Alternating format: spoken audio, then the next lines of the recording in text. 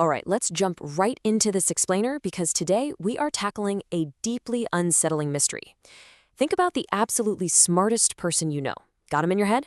Now ask yourself, why are they just as likely to make a completely disastrous life choice as anyone else? We usually assume that having a high IQ acts as this sort of bulletproof shield against failure. But what if we have that completely backwards? Turn the mirror on yourself and the world around you for a second. What if intelligence actually hides the road to failure? I mean, why do top-tier students, gifted analysts, and incredibly powerful leaders willingly walk right into total ruin? We know they aren't careless, and they definitely aren't ignorant. These are deeply respected, highly capable people. Yet history is just packed with brilliant individuals making choices that completely blow up companies, ruin relationships, and destroy their own reputations. So the real question we need to ask isn't whether smart people can think. They obviously can. It's why thinking really well doesn't always translate to deciding well. And the answer starts to reveal itself with this really profound realization. The mind isn't just a machine for truth, it's also a machine for self-protection. You see, highly capable people don't usually make obvious, foolish errors. Instead, they use their incredible intelligence to build these elaborate, super sophisticated rationalizations to defend what they subconsciously already want to do. They literally use their formidable intellect to explain away glaring red flags and justify incredibly risky choices. Basically, they turn their own mind into a weapon for self-protection rather than a tool for discovering the truth. Section 1, Intelligence is not judgment. Let's start by dismantling the core myth of the genius. It turns out being smart and making good decisions are two completely different mental systems. Think of intelligence as your raw processing power, right? It's your ability to solve complex math problems, notice intricate data patterns, and learn new things incredibly quickly. But then we have judgment. Judgment is your ability to choose wisely when you are under severe emotional pressure, facing deep uncertainty, or experiencing outright fear. So having the analytical tools to understand really complex ideas absolutely does not automatically give you the emotional perspective you need to choose wisely when the heat is actually on. Moving on to Section 2, the mind's hidden traps. Let's take a look at the specific psychological snares that tend to catch brilliant minds. First up on our suspect board is a trap we call pattern addiction. Smart brains absolutely love patterns. It's how they process the world so efficiently. But this becomes a really dangerous habit when a smart person starts seeing structure where there's actually only random noise. They'll start completely ignoring any new information that doesn't fit neatly into their preferred narrative.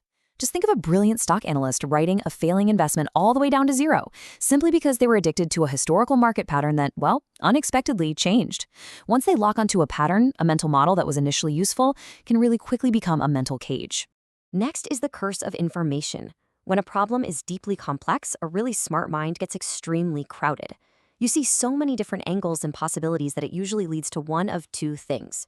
Either debilitating decision paralysis, where you literally just keep researching until the window of opportunity slams shut, or it leads to rushed certainty, where you make a rapid, flawed choice just to escape the agonizing discomfort of the unknown. It's kind of like spending 6 months analyzing every single variable of a car purchase, only to panic buy a total lemon at the last minute just to get the stressful process over with. Understanding complexity can sometimes make that same complexity feel utterly unbearable. And then we have identity investment. Look, if you've spent your entire life being praised as the smart one, being right becomes deeply tied to your self-worth. And this is dangerous because it transforms the simple, healthy act of admitting a mistake into a severe threat to your competence. Ego actually forces highly intelligent people to double down on failing plans, just because changing course feels like a devastating public defeat. They refuse to stop making a terrible mistake simply because that mistake has become visible to others. Section 3, when pressure overrides logic. Let's see how external and internal forces can break down even the most careful thinker. Notice how these specific pressures force a brilliant intelligence to narrow down into mere survival mode.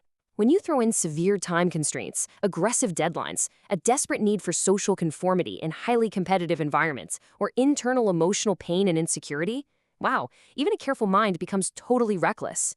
Add in our human tendency to underestimate luck and randomness, and suddenly, instead of thinking broadly, smart people are just thinking defensively. Groups of highly intelligent people can make truly terrible choices because nobody wants to be the one to slow the group down. It produces pure conformity, just, with a much better vocabulary. And notice the profound disconnect here. A smart person will sit in a high-stakes meeting and confidently declare, "This is strategically sound," or "This is the most efficient option." But what's their hidden emotional motive? What they're actually feeling on the inside is, "I'm afraid of looking weak," or "My ego is deeply involved here." They use their expansive intellectual language to construct a highly logical-sounding explanation for a choice that is entirely driven by fear or pride. Most of the time, smart people aren't just lying to the people around them. They're lying completely to themselves. Which brings us to a pretty stark warning. A stupid mistake usually fails quickly, which actually minimizes the ultimate fallout. But a smart bad decision, that can succeed just long enough to cause massive, systemic damage. Intelligence without ethics or deep self-awareness acts as this dangerous camouflage. It over-engineers life's problems, masking a deeply flawed foundation until the eventual collapse is truly catastrophic. Section 4. Clever versus good decisions. Let's see what a truly effective choice actually looks like in the real world. So we are all naturally drawn to clever decisions. I mean, they sound incredibly impressive, they're highly complex, and they are beautifully, easily defended in a boardroom. But contrast that with good decisions.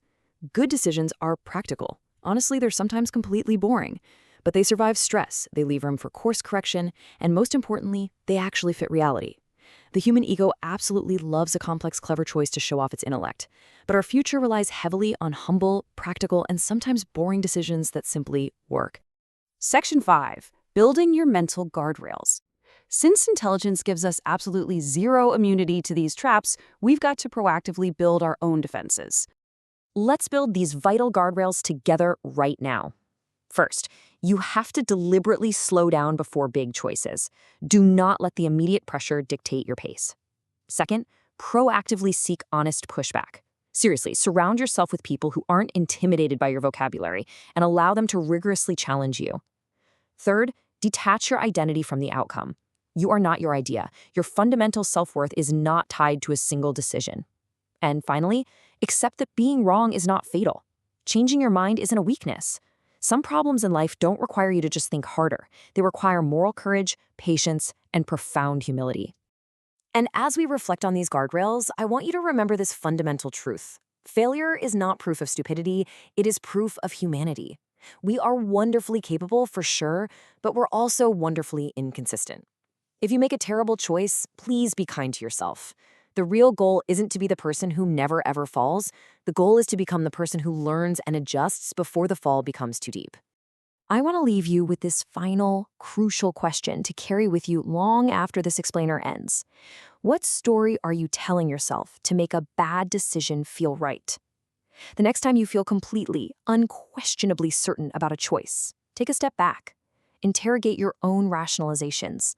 Ask yourself what you might be protecting, what you are ignoring, and what you might be hiding behind your own brilliant intellect.